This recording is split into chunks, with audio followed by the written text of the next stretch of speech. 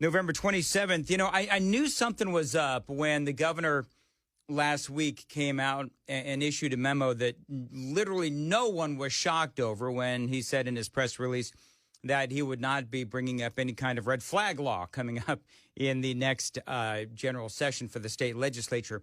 Not really shocking, and also not shocking that over the last couple of days, the governor has now said that he is going to be offering within the next 2 years, basically vouchers for any student, that's any student, regardless of need, K through 12, to go to a religious private school. I want to welcome on into the program Senate Majority Leader Jack Johnson, and appreciate you being with us, Jack. Let's talk a little bit about this, because we all know that the governor, he has been very much championing the education savings accounts for lower and middle income students, specifically in Davidson, Hamilton, and Shelby counties. Well, now what the governor wants to do is, regardless of need, every student K through 12 in the state of Tennessee within the next 2 years will be eligible to get these school vouchers. Now, to go to a private religious school. I've got so many questions. One of the things that the governor wants to do is have leaders from both parties, I'm assuming, up behind him when he makes this announcement on Tuesday. We'll get into that in a second. But first blush, what do you think about this, Senator? Hey, good morning, Dan. Thanks for having me on again. I'm elated. I'm very excited about this proposal, and I'm very excited about sponsoring it for the governor and getting into session here in just a couple of months and doing a deep dive into the governor's proposal. Basically what we're doing, and by the way, Dan, this is not something that's new. I think we're up to 12 or 14, possibly even more states now that have considered some variation of this or passed some variation of this. And what you're seeing happening, particularly in more conservative-leaning states, is deconstructing this notion that every kid should go to the same type of school, that every child, we have roughly 1 million kids in Tennessee that are of school age, K through 12 age, roughly, slightly over 1 million kids. And this notion that every kid should go to the exact same type of educational structure just doesn't make a whole lot of sense, yet that's been the educational norm for decades in the United States. Different kids have different types of learning needs, and ultimately the person who should be deciding what is best for a child is the parent. So that's why we're going to call these education freedom scholarships, because it is, in fact, going to give freedom to these parents to be able to choose the education that is best for their child. So a couple of questions, and trust me when I say it is way early. We don't have any details, but I'm just going to throw out some questions because I've read a lot about this. And is there a concern that, part of this program that the governor wants to do is that some of these eligible schools are unaccredited? Is there a worry that the schools will not be able to handle this influx? That's number one. And number two, if these schools are unaccredited, is there a worry that they'd be able to meet state standards? Well, to the first part of your question, Dan, and it's a very fair question, there's nothing in this legislation that is going to require any private school to accept a student. There's nothing that's going to require a private school to accept these education freedom scholarships. So this notion that these schools are going to be overrun, no, if they would like to entertain accepting kids who would be utilizing these scholarships, that's up to them. But nothing's going to be forced on any alternative learning establishment, any type of a private school. The second part of your question relative to what we can call Category 5 schools unaccredited, the vast majority of these schools that are Category 5 or quote-unquote unaccredited, it's simply because they're in the process of attaining accreditation. And if you implement a policy like this, it stands to reason that you probably are going to have some new private schools that open up. Some entities will want to, it may be existing private school providers in Tennessee that want to open new facilities, or it may be nonprofit, it could be religious, it could be churches that choose to start a school, and it does take some time to attain that accreditation. Another category of these Category 5 type schools are your homeschool cooperatives. Yep. And we have a thriving homeschool community in the state of Tennessee, and I think that that's wonderful. And oftentimes these homeschool communities are utilizing a cooperative that applies to the state, and oftentimes they fall into this Category 5 category.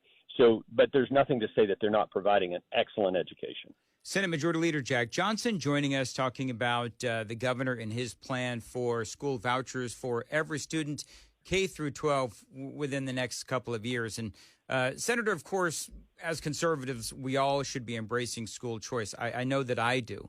As it's being laid out, this feels like a lot really soon. And so part of my question would be, are we trying to do this too quickly? Because the governor wants everyone within the next 2 years to be able to have this opportunity, and I understand that. Is there enough time to roll this out effectively? Absolutely. There's nothing preventing the state of Tennessee from appropriating whatever funds are necessary. And again, this will be a decision for the General Assembly. As you said, there are a lot of details that need to be ironed out. We just received language for the proposed legislation, I think late last week, or middle part of last week. So there's a lot that needs to be considered here, but ultimately it will come down to what is the General Assembly willing to appropriate in terms of financing, to provide financing for these scholarships, and we can make that available. Now, the other side of that coin, obviously, is the capacity issue, and it could be that we appropriate enough money for X number of scholarships, and there might not be the capacity there. And there will be a prioritization of those who are able to get those. If there's more demand than we have created in terms of supply for these scholarships, then that will have to work itself out over time. But absolutely, there's nothing to stop the state of Tennessee, as deemed appropriate by the General Assembly. And again, there will be a thorough vetting of this legislation and the fiscal implications to the state over the coming months when we get back into session. But there's nothing to stop the state from making these scholarships available, and then the capacity issue will have to work itself out over time. So one of the things that I would ask, Senator, is, so if a student, and I'm just going to throw Davidson County right under the bus. So let's say there's a student, maybe a sixth grader from Davidson County, and they want to use these vouchers and go to a private school. But what happens if that student, because they've spent 6 years in Davidson County, doesn't have the same reading level, for example, as some of these kids that have spent their entire, schooling in a private school? Is there a way to ensure that these kids are able to catch up? Will they maybe have to, test in, maybe see where they are academically before they're allowed in? And could this cause any issues with the students that have been going to the private school? Could their learning be slowed down while the other kids have to catch up? How do you handle all that? Well, I would argue, Dan, that you made the exact case for why we need these educational freedom scholarships. That's exactly why we need these. And you use Davidson County as an example. And unfortunately, Davidson County, along with Shelby County, have among the highest rate per capita of failing schools in the public school system. And there are public schools in those areas due to a myriad of factors that are failing these kids. And that sixth grader that you gave as an example that is not reading at grade level, there are private schools out there who can cater to that particular student and get them caught up. That's exactly why we need these educational freedom scholarships. And again, I will reiterate, there's nothing that is going to force any private school in the state of Tennessee to accept a student. There are, however, private school institutions and alternative learning institutions that will cater to these kids who have been left behind by a failing school system, or because they're zoned to a failing school and that parent is trapped. They don't have the financial means to move to another area where you have better public schools. They don't have the means to send their child to another type of educational institution that will cater to their child's unique learning needs. That's why we need these education freedom scholarships. And I agree.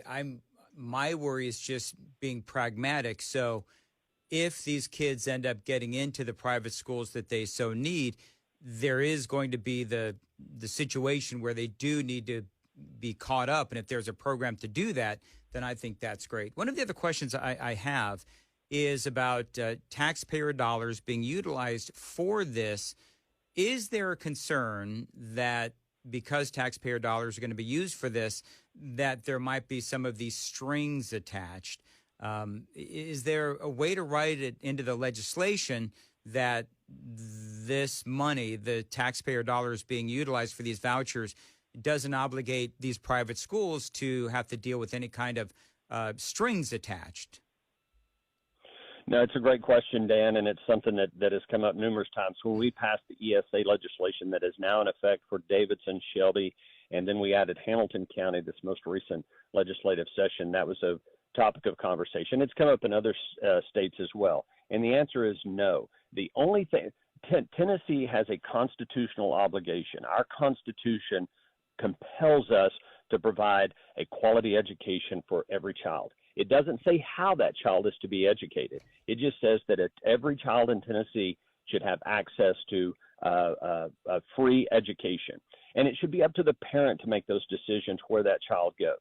Now, that means that when we passed the TISA legislation that we talked about for numerous occasions on your program and on others, we set it up so that funding will follow the child. The state appropriates a certain amount of money to educate every child in the state of Tennessee. That money should follow the child. And once it gets there, then it's up to the parent to decide, would my child learn better in a religious school or some other type of alternative learning situation? And then once that decision is made, then that's what we care about, is making sure that that child gets a quality education. I saw Jack Johnson joining us. I saw I think it was the Tennessean, but I've seen it in a couple of different places. These ESA students from the last several years have not necessarily been showing signs of academic improvement as of yet. Is there something that we need to look at that maybe needs some modification? Well, first of all, the full implementation of the ESA legislation that we passed in 2019 didn't even go into effect until this particular school year. So I think it's premature to be deeming it to be a failure. And something else I'm going to say, Dan, because I know we have limited time. The opponents of this legislation and critics of this legislation are going to accuse us of attacking public schools. They're going to accuse us of diverting money away from public schools, or that we don't particularly like public education. Nothing could be further from the truth. In the last 10 years, this state, this General Assembly, under the leadership of Republicans, both Governor Haslam, Governor Lee, and a Republican-dominated General Assembly, we have appropriated a record amount, over $1 billion recurring, to public education in the state of Tennessee. Just this last year, we gave a record raise to every public school teacher in the state of Tennessee. This has nothing to do with attacking public education. All three of my kids went to public schools in Williamson County and got a great education. My wife and I are products of public schools. We have no issue with public education. We want a strong public education system in the state of Tennessee, and we've shown that we're committed to that. We just think that parents are better equipped to decide how their child should be educated, and that's what this is all about. You think it's going to pass? I do. I do believe it will pass. Now, again, it's a bold, innovative proposal, and Governor Lee has brought a number of bold, big, innovative proposals to us, to the General Assembly for our consideration. It will be thoroughly vetted. We're going to have ample time for stakeholders, parents, teachers, school board members. Everybody will have ample time to weigh in over the coming months as we convene in January, between now and then. And then once we convene in January, we're going to have a robust conversation about school choice and the best way to educate kids in the state of Tennessee. I do think that this will pass, some variation of it, how it's implemented, the time frame, how much money is appropriated, all of that is to be determined. But fundamentally, we believe we have an obligation to provide a quality education to every kid, and that doesn't necessarily always mean attending a traditional public school. 622, State Senator Jack Johnson, Majority Leader, joining us. Thank you very much for updating us on this, and it's going to be fascinating to watch how this whole thing plays out, and appreciate you phoning in.